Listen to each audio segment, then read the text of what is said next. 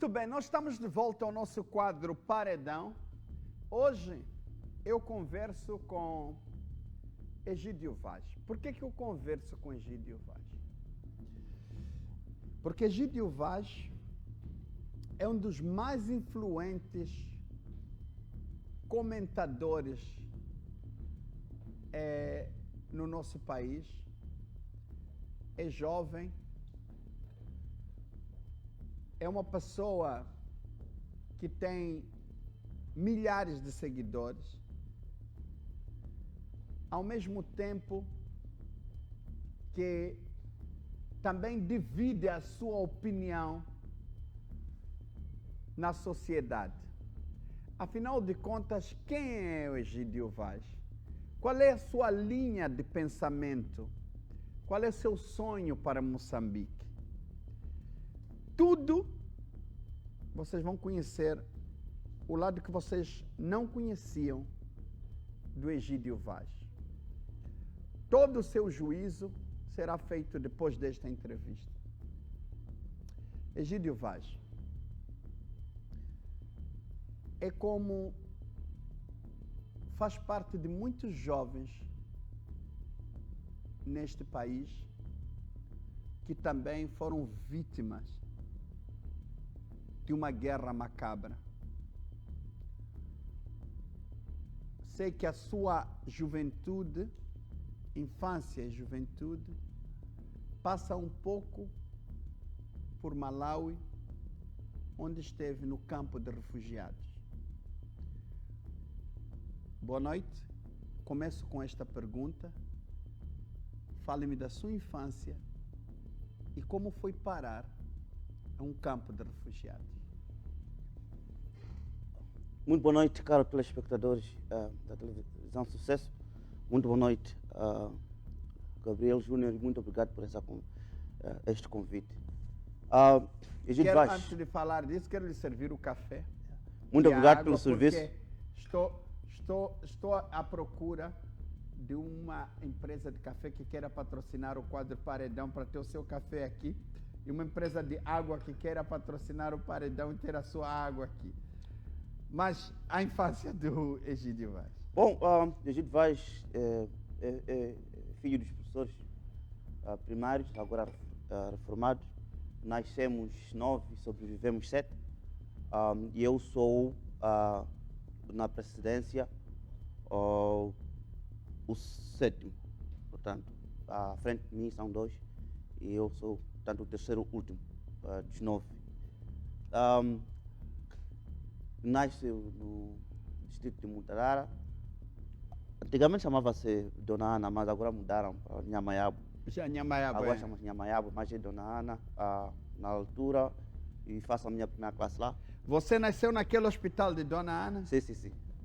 Nasci lá. E muito cedo também fui para a escola, como os outros, mas só foi na primeira classe, porque logo depois nos vemos no Malawi, um ano antes da Renamo atacar Mutarara, e ficamos por lá por mais ou menos 9 anos. Então, você nasce em Mutarara, Dona Ana. Dona Ana, para quem não conhece, é onde tinha na época uma das maiores pontes ferroviárias, né, de Moçambique. Então, era extremamente protegido pelo presidente Samora na época, mas a ponte foi atacada, foi destruída. E você cresceu lá em Mutarara até quantos anos? Até os 7 anos. Até os 7 anos. 7 anos, 7, 8. E quando já, eu digo isso, graças a Deus, ou por infortúnio, porque meu pai precisava de ser operado no Malawi. Não se podia já na altura ir a Tete, muito menos a Beira. A Tete, o que sabes, o caminho por estrada é quase todo acidentado. Para além de que, para aquelas zonas de Camplacice e tal, o inimigo, portanto, as forças da Renamo sempre atacavam. Então, por via férrea não é possível. A via mais rápida para chegar a um hospital de referência onde os serviços de saúde estavam disponíveis era então no Malawi, no Hospital Rural de Nsanje. onde, por sinal, nasceu meu irmão mais novo, em 1982, mas foi e voltou. Então vamos com os meus pais, minha mãe, com os meus pais, claro, e os meus 2 irmãos, lá, e por lá ficamos.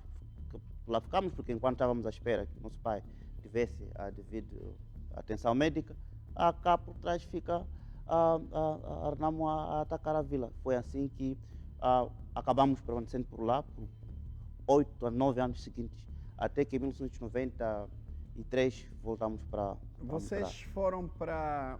Depois que a sua família foi atacada em Mutarara, vocês já estavam em Sanje, Sim, sim, sim. no Malau. Sim, sim. Vocês também fazem parte daquele grupo que vai para o campo de refugiados?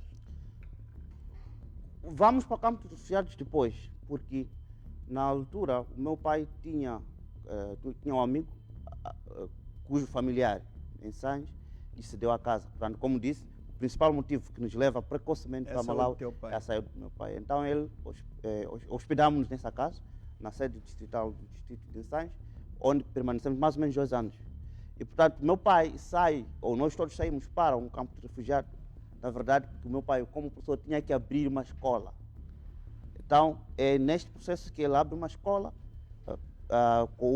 com 2 salas da primeira classe, e começamos ali, primeira, segunda, terceira, quarta, quinta, sexta, sétima, oitava. Já quando estava na 8ª classe, portanto, quando se abria já no ensino secundário, quando já estávamos no processo de repatriação. Então, você estudou da primeira à 7ª classe no campo de refugiados? Sim. Sim. Da segunda à 7ª. Da segunda à 7ª classe. Qual foi a experiência que você teve lá de ver moçambicanos em condições precárias? Qual é a história da guerra que você traz? Bom, existem várias narrativas, não é? Já tenho 43 anos, então não vou poder, sempre que se conta uma coisa de uma perspectiva retrospectiva, é sempre suscetível de esquecer algumas coisas, mas vou tentar ser o mais natural possível. Por exemplo, o grande risco de estar nos campos de refugiados, principalmente nas primeiras horas, a grande necessidade é definitivamente a sombra, porque permanece dias debaixo do sol, do embondeiro ou de uma árvore qualquer. Então, ali os primeiros dias para a retoma da vida, entanto que tal, é outro risco. Ou seja, escapa-se das balas, mas as primeiras semanas são muito mais cruciais e igualmente mortíferas, porque tem que enfrentar, sim, o sol, ou a chuva, ou a poeira, mas mais que isso, são as doenças hídricas, por exemplo, porque as condições de saneamento não estão lá, e as pessoas sofrem, a água principalmente não está lá, e portanto as doenças hídricas, portanto estamos a falar de diarreias e disenterias, inclusive a malária, são as que mais matam nas primeiras semanas. E eu vi isso e vivi estes cenários, apesar de ainda ter a idade. Portanto, e os problemas em campos de refugiados, muitas das vezes, são os mesmos, quer dizer, a alimentação, são problemas de saúde, malária e cólera, principalmente. E em toda a minha estadia no Malau, o carrasco nosso em campos de refugiados era mesmo a questão de saúde, porque podia sim ter escapado das balas, mas podia também morrer de cólera. E eu vi meus amigos e meus colegas da escola morrerem de cólera. O mais marcante para mim foi o meu amigo que já estava na 4ª classe, morreu de cólera, e 2 semanas depois os familiares tiveram que me entregar os livros que eu tinha emprestado para ler. E, portanto, são problemas graves. Portanto, a morte continuou enquanto estivemos em campo de refugiados. Em que campo você esteve? Tengane, um pouco mais a norte, depois, seguramente, Mancoco, que era o grande campo. Que era o grande campo. Sim. Depois ia Tengane, mas um pouco mais à frente era Cunhinda, mas então nós estávamos ali por meio. Muito bem. Vocês saem do campo de refugiados com a assinatura dos acordos de paz e vão para onde? Voltamos para Mutarara, eu com os pais, e como também todos os outros, o repatriamento nunca foi compulsivo, porque existem aqueles que ainda permanece até lá, e já são malauianos também. Então, o departamento sempre foi numa primeira fase, voluntário, periodizado, ou seja, não é sempre que quiser. Está a decorrer um repatriamento, será neste período, e portanto, querendo, dentro desse espaço, pode então, fazer. vocês voltaram Nós para voltamos a Mutarara, já, digamos assim, politicamente ativado, digamos assim, porque uma das coisas que nenhum refugiado vai mentir é, enquanto estiver no país estranho, a esperança é sempre voltar para o seu país. E tanto, este era o maior desejo. E por causa disso, filho de professores, que na altura escutávamos muito a rádio, não escapávamos a nenhuma estação. DW, Voz da América, a Rádio Moçambique, inclusive a Rádio Renamo, que emitia 2 vezes por dia, a partir de uma rádio pirata, emitia a partir de parabola. Digo pirata no verdadeiro sentido do termo, porque eram frequências roubadas. Hoje, escutava aqui nessa onda média e tal, das 5 horas da manhã até às 7, depois às 19, às 20, dia seguinte. Então, eu fui educado dentro deste ecossistema informacional, muito mais orientado para acompanhar o que estava a acontecer em Moçambique e como estavam a decorrer as negociações e alimentar a esperança de um dia voltar para o nosso país. Egídio volta para Mutarara e faz o ensino secundário em Mutarara? Não, faço a 8ª classe em Mutarara. Sim. E depois vou à Beira, é onde já me estabilizo e faço o meu ensino secundário, pré-universitário, de onde parto para Moçambique, para Maputo. Vem para Maputo, entra para o UEM, destaca-se entre milhares de estudantes como um dos melhores estudantes do seu curso. O que isto significou para si? Bom, significou muita coisa. Na minha vida nunca ambicionei mais nada senão estudar. E muito cedo também saiu esta ideia de que a única forma de quebrar a armadilha da pobreza, para nós, filhos de professores pobres, era mesmo através de estudos. Portanto, não havia nada para herder, senão esta vontade, e precisávamos de ganhar tempo. Tínhamos, como família, a noção de termos perdido algum tempo, porque 2, 3 anos, então, e havia também esta urgência de nós podermos emancipar-nos muito rapidamente. Então, é dentro desse contexto que o meu pai muito rapidamente me expõe a um ambiente do internato. E, portanto, desde quando eu saio de casa, depois de concluir a 8ª classe, então eu vivo no internato até eu sair do lar dos estudantes universitários, já aqui em Maputo, para a minha própria casa. Portanto, é dentro desse contexto que eu percebo que há uma única saída aqui, que é estudar. Na Universidade do Adunlani sempre fui dirigente, quer dizer, mas por consenso e aclamação fui o chefe da turma desde o primeiro ano até o 5º, mas também logo no primeiro ano em que eu estive, o falecido Pedro Massinga Júnior, que Deus o tenha, era na altura presidente da Associação de Estados Universitários, logo me destacou como vice-chefe adjunto do Departamento da Alimentação, mas logo 2 anos depois cheguei a secretário-geral da Associação de Estados Universitários. Esta é a minha participação como... Então, você sempre foi chefe lá na universidade? Bom, chefe de qualquer coisa, sempre dirigi, mas por opção, não, mas por indicação dos meus colegas.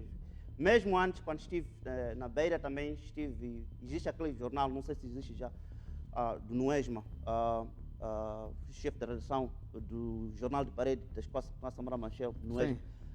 O melhor do que o Nuesma era o Massoco, da escola Industrial, onde os Britos Mango, falecido Bento Neves, também eram grandes locutores e ativistas desse Jornal de Parede. E, portanto, aí eu posso dizer que sim, os meus colegas, os meus pares sempre acharam que era a melhor pessoa para servir. Egídio, um jovem que vem de Mutarara, destaca-se como um dos melhores estudantes na sua universidade lidera movimento associativo dos estudantes, sai para ter oportunidade de emprego em instituições renomadas, vai para os Estados Unidos fazer alguns cursos. O que significou para ti, um jovem que vem do campo de refugiados, e olhas para a tua vida, dás uma volta por cima e estás em instituições de alto gabarito? Bom, os norte-americanos provavelmente são os que mais me inspiram nessa perspectiva de que o sucesso alcança-se com muito trabalho. Existe um antigo governador de um dos estados norte-americanos que dizia que é importante recordar aos americanos que o sonho de prosperidade ainda continua vivo mediante a responsabilidade individual e trabalho árduo. Portanto, não há promessa aqui de facilidades. Eu, desde sempre e desde cedo, percebi que não há facilidades e vivia todo um conjunto de estigma, por exemplo, e dentro de algumas situações constrangedoras. Eu, quando digo estigma, eu conheço, sei o que é estigma, sei o que é ser refugiado e ter o amigo ou irmão ou um outro jovem da mesma idade dizer que, moçambicano, volta para a sua terra. E tu teres que engolir isso e continuares a estudar. E continuares, então, e desde cedo percebi isto. Primeiro, segundo, também é a corrida contra o tempo. Claro que o maior recurso aqui é o tempo e que ele não volta para trás. Uma vez perdida a oportunidade, não tem que voltar. E, portanto, para mim, é verdade que dizem que tem tempo para tudo, mas eu precisava de maximizar aquele espaço que era para estudar e para estudar, de facto, que é muito rapidamente sair por lá. É com muita sorte, sim, que eu trabalho e sempre trabalhei em boas organizações não governamentais, em parte também fruto de má percepção e estigma político, isso temos que dizer. Uma das coisas, quando eu saí da Beira para Maputo, eu fui beneficiar da bolsa de estudos. Então, o Estado moçambicano deu uma bolsa para estudar de graça. E uma das coisas que eu tinha era que, depois de estudar também, uma das formas de mostrar a minha gratidão era trabalhar para o Estado. Não consegui isso por outros motivos e por alguns, digamos assim, alguns egos e essas outras coisas. Um dia vou falar sobre isso, mas não é para já. Mas porque eu estava bem munido, de resto, falo a língua inglesa desde os meus 12 anos. Portanto, estudei no Malau, aproveitei uma das coisas. Portanto, seguindo aquele princípio, nessa vida dá limões, faça limonada. Então, enquanto refugiado, aprendi a língua inglesa. E quando voltei, um dos elementos mais importantes que me colocaram sempre em vantagem comparativa foi que eu dominava tanto a língua portuguesa como a língua inglesa, e para além de outras habilidades. E, portanto, a partir dali consegui muito rapidamente engrenar-me no mercado de emprego, principalmente organizações e estados estrangeiros até hoje. Egídio, tornou-se um dos comentadores mais seguidos nas redes sociais. É um homem com ideias próprias. Quando foi para criticar, sempre criticou. Mas nos últimos 5 anos, a sua abordagem tem sido de defesa das ações do governo. E você apoia abertamente o Partido Frelimo.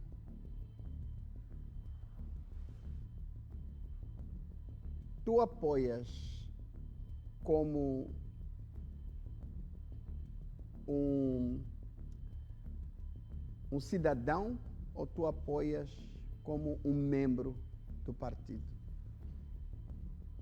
É uma boa pergunta.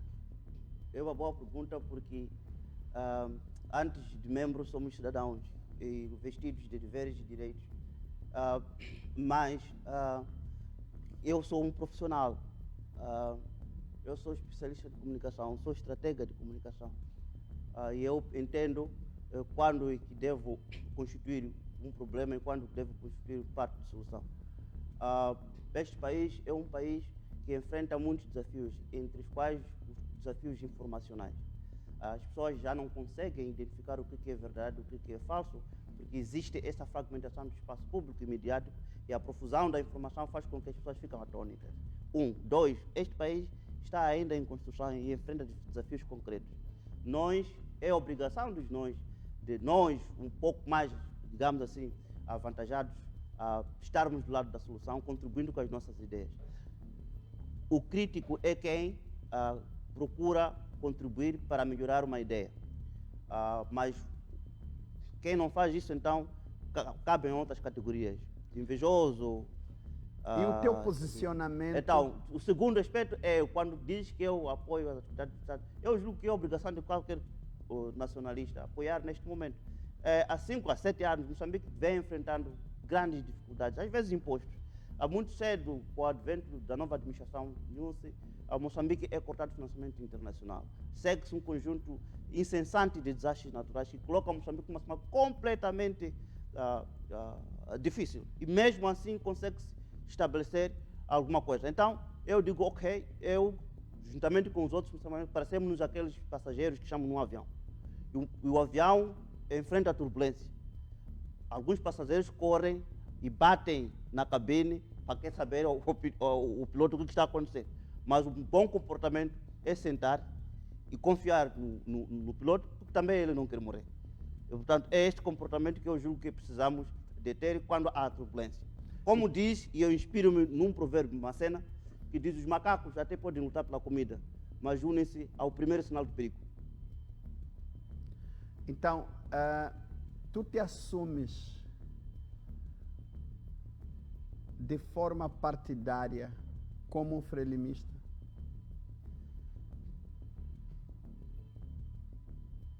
Estou a tentar encontrar o que pretende a minha pertença política, obviamente, que é a Frelimo.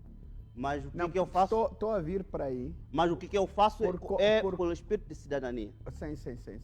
A tua pertença política, porque sempre... Sabe, as más línguas, elas falam, e eu sempre fez-me confusão o teu posicionamento partidário. Isto como é que se diz? É desculpa de incompetente. Winston Churchill contou isto ao primeiro dia que um dos deputados fez um brilhante discurso na Câmara dos Representantes, e ele, quando saiu, disse: "Oh, jovem, acabaste de arranjar problemas, porque quando brilhas, provocas problemas." Então, nós temos alguma cultura política, tanto intra ou extrapartidária, caracterizada muito por ataques internos e jogos das costas. Então, é dentro desse contexto que algumas pessoas, portanto, aproveitam e querem te associar. Então, querem fazer mais associações, a partidos que você nunca esteve. Não necessariamente, porque o objetivo... E eu não gosto desse discurso, porque para pertencer a um partido político é a liberdade que cada cidadão assiste. E num país como esse não deve ser crime pertencer a qualquer partido que seja. Não é este o objetivo que as pessoas procuram. As pessoas procuram, através destes joguetes, minar a confiança, por exemplo, ou esperam que, através desse tipo de suspeitas, não mereça confiança, eventualmente, a lugares onde eles estão a imaginar. Mas o que eu costumo dizer é que... Se nós então, você sente que, de alguma forma,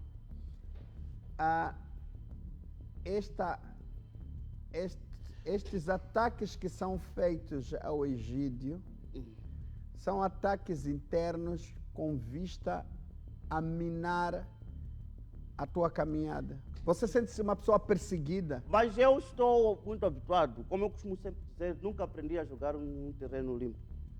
Sempre aprendi a jogar ou amarrado, ou sempre em desvantagem, sempre saí-me bem. Não é por ali, as lutas para mim são o meu pão de cada dia. E o Egídio conhece as pessoas que tentam te perseguir? Eu conheço o ecossistema em que este ambiente político funciona e percebo bem, consigo destrinçar o trigo de joio, mas, como costuma-se dizer, os chineses são bons disso: se tiver que atender a qualquer cão que ladra, nunca chegará ao destino. Então, este é o assunto que eles próprios depois vão comer o seu próprio veneno, porque eu estou muito bem focado e sei para onde é que vou. Dois, também é extremamente importante perceber isto. Um dia nós vamos ter... Existem dinâmicas políticas e que são contextuais. Nós estamos, neste momento, num processo de transição geracional, por um lado, mas também num contexto de transição de atores políticos. É normal, como costuma-se dizer mais uma vez, o adágio dos pilotos aviadores, não se atravessa as nuvens sem turbulência. Eu gosto do posicionamento do Egídio e gostaria de ter essa capacidade e frieza de ignorar algumas coisas. Algumas vezes consigo, outras não. Mas tem muita gente que te segue e gosta do teu posicionamento, mas tem outras pessoas que acham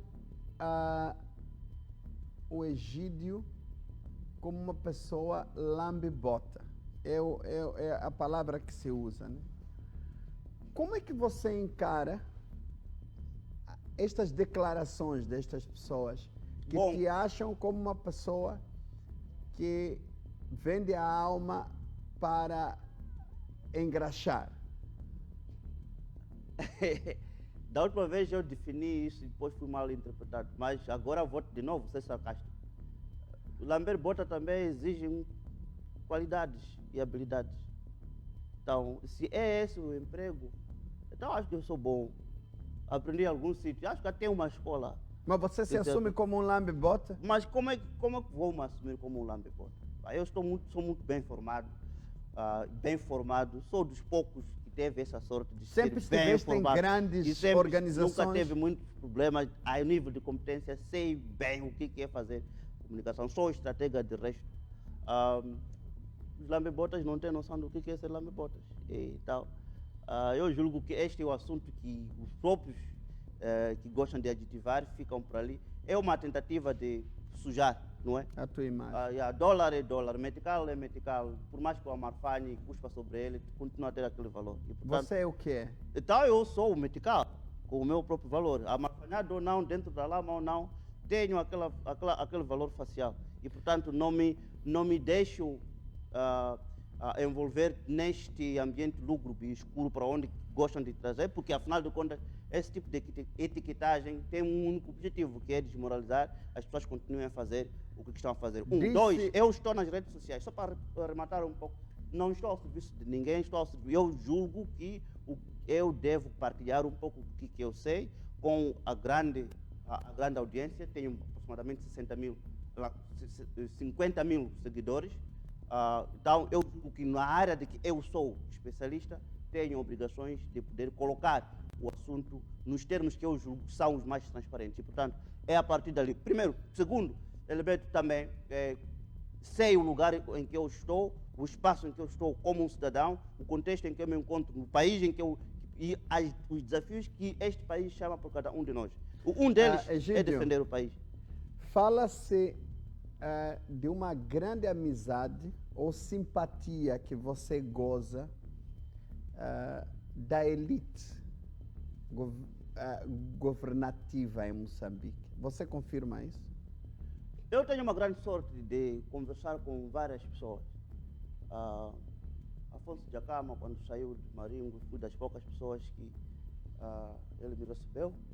O Lutero Simango, Davis Simango, os dirigentes do Partido Frelimo. Eu sou da mídia, não existe nenhum político que não gostaria de ouvir as minhas ideias. Este é um ponto.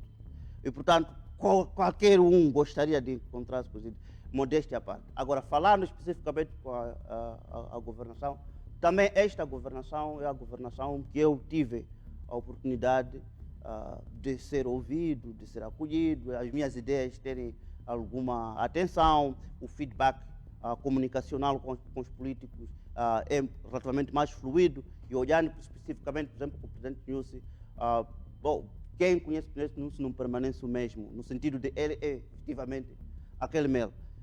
Quem o prova não gostaria de perder e transforma-se. Ou seja, dentro de um contexto em que nós nos estamos, este partido, nesta última fase, está um pouco mais aberto a novas ideias, está um pouco mais acolhedor, está um pouco mais dialogante, e é neste contexto que todas as vozes são ouvidas e são tidas em consideração, sem absolutamente nenhuma hierarquização. eu gosto desta forma de fazer política e dessa forma de ser acolhido e, portanto, vivo este ambiente onde as pessoas são acolhidas e tratadas segundo o seu também interesse. Há aqueles que não gostam de estar perto ou não gostam de ser ouvidos. E, portanto, há quem há outros diz que gostam. que o Egídio está à espera de um cargo que todo o teu trabalho espera como recompensa um cargo ministerial ou um cargo de liderança. É o que você espera? Mas quem espera de trabalho, esse é um desocupado. Eu não estou desocupado. Eu estou muito ocupado dia e noite e faltam-me horas. Gostava de acrescentar o dia para mais 4, para ter 28 horas em vez de 24, porque sou uma pessoa muito ocupada. Uma das coisas muito importantes é adotar o axioma do bambu. O bambu tem vários axiomas, um dos quais tem que perder muito tempo para se formar, para enfrentar a tempestade. Isto é fundamental. Então, com a minha idade, no lugar onde eu estou muito atarefado em saber fazer as coisas, em me tornar um profissional cada vez mais forte e incontornável, em poder contribuir com coisas concretas. Ora, eu também entendo que a cultura política de muitos moçambicanos, e habituados a ascensões rápidas, inclusive enriquecimento ilícito, não justificados, aqueles que acreditam sempre nas costas quentes, aqueles que acreditam na boladas, aqueles que acreditam eventualmente em sempre uma mão, é bem possível sim que estas pessoas, que já são muito mais próximas que eu, pensem nisto. Mas é importante, como se diz, trabalhe como se nunca ninguém estivesse a ver. Se e é tivesse extremamente um importante. cargo, assumiria... Esse é o primeiro aspecto. O segundo aspecto muito importante também é que quem trabalha para alcançar o cargo, estes muitas vezes desanima muito rapidamente. Não é por ali. Eu julgo tudo o que eu estou a fazer é dentro das normas constitucionais, por um lado, mas também dentro de uma determinada disciplina, por outro lado, e dentro... Olha, eu trabalho, não trabalho no Facebook, eu tenho um trabalho concreto, do qual eu sou avaliado e estou a crescer dentro desse... Se te dessem um cargo, o Egídio aceitaria o cargo? Eu não discuto cargos aqui. Mas se te dessem um cargo? Isto é fofoca. Quem ia dar o cargo? Você diz que é ouvido, podem ver que você tem potencial. Não, para cada desafio há determinadas respostas. E eu julgo que estou bem como eu estou a fazer. Okay. Mas, por quê? Um outro filósofo disse, para não espere nada dos homens, eles são maus. Se calhar essa pergunta também é para limitar a minha sorte. Não é isso aí. Eu estou a trabalhar dentro de um contexto e estou focado em fazer o que eu estou melhor fazer. Estou feliz assim. Agora, quem espera de sorte, esse sim pode ir ao curandeiro ou pode ir a um cheque para lhe abençoar para ter esse tipo de nomeações. Então, não estou por ali. Para além do estratega em comunicação, a nível profissional, o que que Egídio faz? Eu sou consultor de comunicação. Faço pesquisas, presto serviços a organizações em matéria de comunicação estratégica. Muito bem. Para além de ser uma pessoa a favor do governo, defendes abertamente e é bom, porque há muita coisa boa, porque hoje nós só sabemos criticar e muitas vezes não sabemos também elogiar as coisas boas, que são muitas vezes resultados das nossas críticas, certo? Exato. E muitas vezes nós não sabemos dizer que a gente criticou, você mudou e melhorou. Só sabemos criticar. Você defende, mas também você critica. Por exemplo, há pouco tempo eu vi a circular uma mensagem que você concordava com o posicionamento, por exemplo, sobre o corte dos megas, mas também vi-te a criticar o posicionamento, por exemplo, do administrador de Vilanculo. Tu tens alguma coisa pessoal contra o administrador Galiza Matos Júnior? Não tenho e eventualmente não me ocorre que tenha havido nem no meu subconsciente. O que aconteceu foi eventualmente um mal-entendido em que as pessoas atribuíram, quer dizer, eu gosto, quando eu era criança existia também esse tipo de provocações. Nós nos encontrávamos num ponto e depois punhamos nossos cães a lutar, sem nenhum motivo aparente. Então, acho que eu caí nesta cilada em que eu fui colocado num ringue a lutar com alguém sem entender a guerra. Mas o que realmente aconteceu? Porque depois tornou-se uma bola de neve e nós outros desatentos fomos apanhados de surpresa que o Egídio Vaz e o Galiza Matos Júnior estão que nem gato e rato. O que realmente aconteceu? Porque é preciso esclarecer, porque muitas vezes as pessoas são usadas, não é? É isso que você está a dizer. O que realmente aconteceu? Não sei se isso é útil, mas tenho que reenquadrar isto. Não houve problemas entre eu e ele. Ele é um cidadão muito ativo também nas redes sociais, emitiu algumas opiniões sobre alguns processos de apreensão de o cavalo marinho em flagrante delito, e depois cujo o arguido acabou saindo em liberdade. Sim. Então, foi nesse contexto que houve algumas desinteligências ali. Alguns juristas entendiam que ele não podia fazer aquele pronunciamento devido ao cargo que estava a ocupar. Os outros também. Então, surgiu esse debate. Eu não entrei nesse debate. Deu-me na gana, porque eu também sou provocador e provoco debates. E eu escrevi um dia, na Zona Sul há um administrador bêbado. E as pessoas, na Zona Sul, para dizer, existem 33 administradores. Mas na Zona Sul significa província de Maputo, Gaza, Inhambane e cidade. E o problema começou ali. E então estava. Mas você referia-se a quem? Não nos referia a ninguém. Queria chamar a atenção aos dirigentes para não beberem na segunda-feira, porque eu sabia que no dia seguinte tinha uma reunião em Vilanculo. Aliás, em Belém. Só isso. Muitas das vezes, que eu sou estratega de comunicação, provoco às vezes debates e algumas pessoas eventualmente podem pensar que estou a me referir a eles, mas às vezes coloco as coisas no abstrato. Sim, mas lembro-me também que o Egídio Vaz escreveu entre linhas sobre o diploma versus salário. Não. O assunto de diploma são meus. Eu sou um grande colecionador das minhas coisas.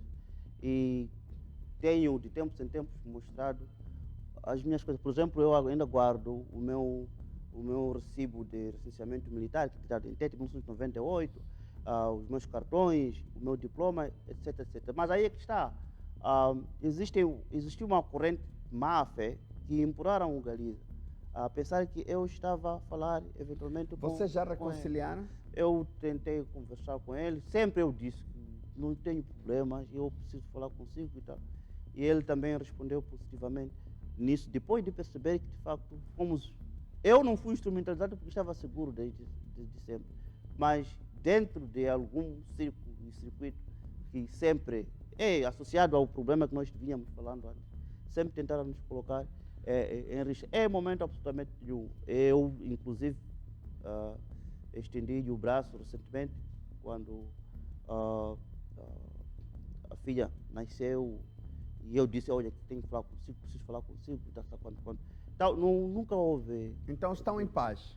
Estamos como sempre estivemos, apesar de ter havido esta nuvem de que tentar pôr em rixa entre eu e ele, que algo que absolutamente não tem nem raízes, nem então motivação. Vocês estão em paz um com o outro? Estamos em paz. Ele prometeu-me se encontrar comigo quando voltasse de Vilanculo.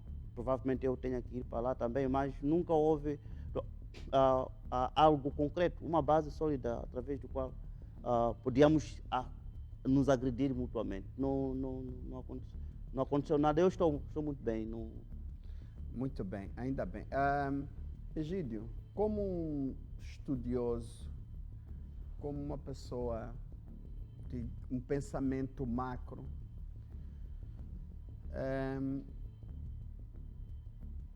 hoje fala-se, muita gente fala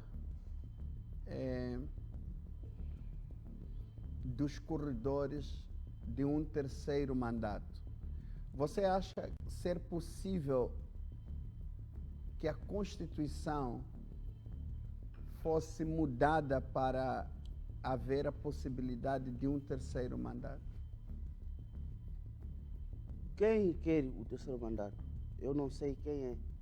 O Presidente da República, esse nosso, é uma das pessoas cumpridoras da Constituição e dentro das quais ele já faz o seu jogo político, mas também ele governa. Ele tem um mandato para 5 anos que foi renovado recentemente e vai cumpri-lo, Deus queira, e tenha sucesso para os anos restantes. Essa questão de terceiro mandato é um mito urbano que algumas correntes querem, estão a precipitar para a criação de várias linhas e rixas dentro do circuito político com vista a maximizar as suas oportunidades.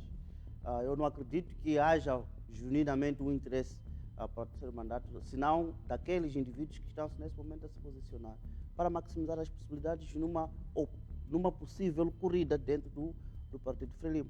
O MDM não está interessado no terceiro mandato, ele está interessado em encontrar sua liderança.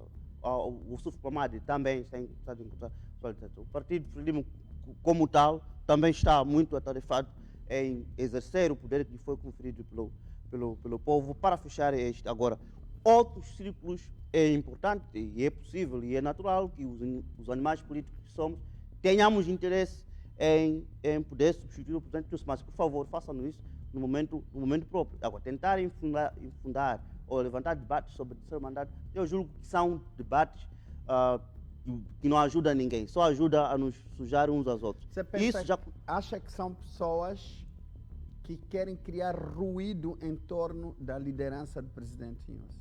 Acho que sim. Muito bem. Acho que sim. O presidente da República é uma das pessoas mais comedidas e mais humildes nisto. E nem o entende.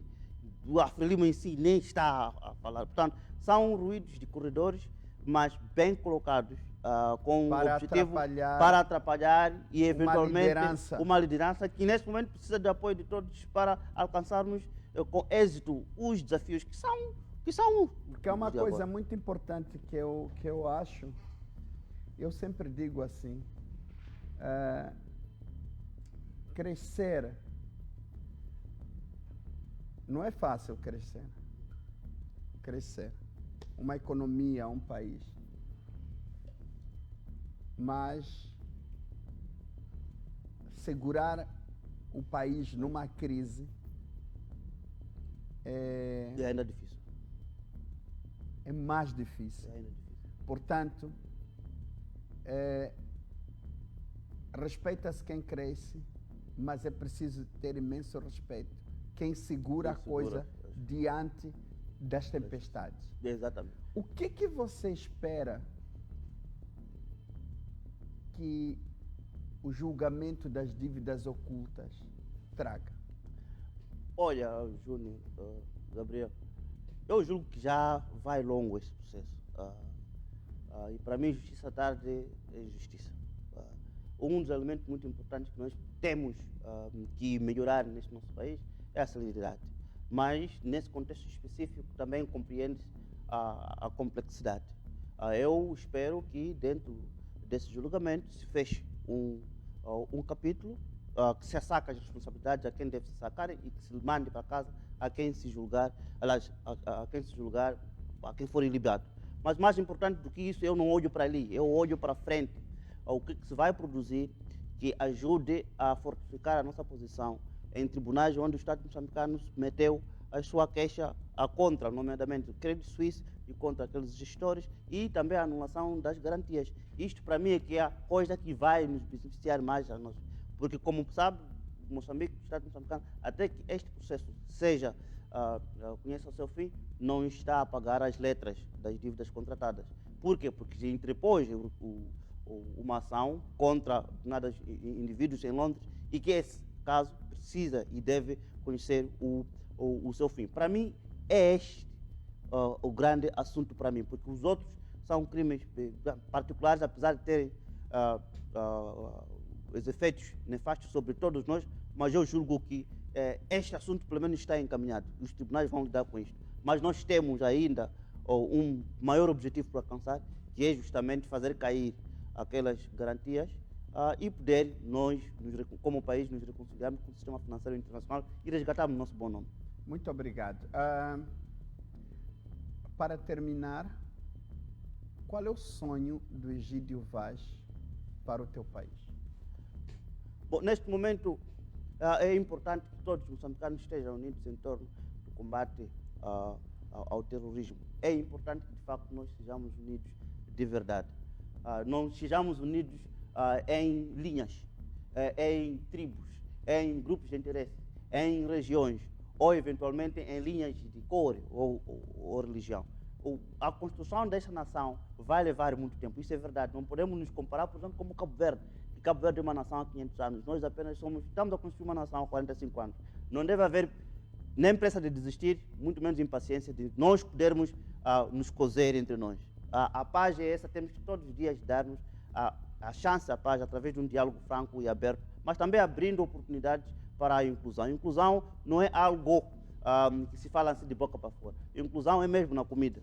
É importante abrir portas para que as pessoas, dentro das suas forças e do seu talento, tenham acesso à comida. E, portanto, para mim, a luta continua, mas a união é o primeiro de todas essas lutas que nós devemos vencer. E neste momento, no momento em que nós estamos a enfrentar um inimigo, que para mim é externo, é terrorismo internacional, eu julgo que todos nós, inclusive a mídia, deve estar irmanada para primeiro vencer este. E por isso vou recuperar a sabedoria cena de que os macacos ainda podem lutar pela comida, mas unem-se ao primeiro sinal de perigo. E nesse momento não é momento para as pessoas tirarem proveito da situação que se abate sobre os moçambicanos em Cabo Delgado. É o momento para todos nós juntarmos as mãos dentro daquilo que nós e cada um pode fazer para aquela solução e a solução encontrada pelo Estado moçambicano conhecer um bom êxito. Paz em primeiro lugar. Egídio, foi um prazer ouvir-te não na posição de comentador, mas na posição de convidado e perceber, tu abriste teu coração e falaste o que tinhas para falar. Desejo-te bênçãos e que corra tudo bem na tua carreira como consultor e na tua carreira também como cidadão, como pessoa. Tenho sempre presente aqui para dar. Aqui é para tu dares. A minha cunhada é um presente da Ivanhaca. Tem o número da Ivanhaca aí? Por favor. Muitíssimo obrigado. Este é o presente da BDQ Mobile, um telefone 100% moçambicano, né? Nacional da BDQ Mobile. Por favor. Muitíssimo obrigado. Olha, foi um prazer conversar contigo, perceber algumas linhas de orientação, teu pensamento e obrigado. Obrigado. Muito sucesso. Muitíssimo obrigado. Obrigado. Vamos então fazer o sorteio. Traz aqui para a gente fazer o sorteio. Dentro de instantes, eu quero dizer que nós amanhã vamos estrear. Para a semana eu vou trazer um menino que escreveu para mim nas redes sociais.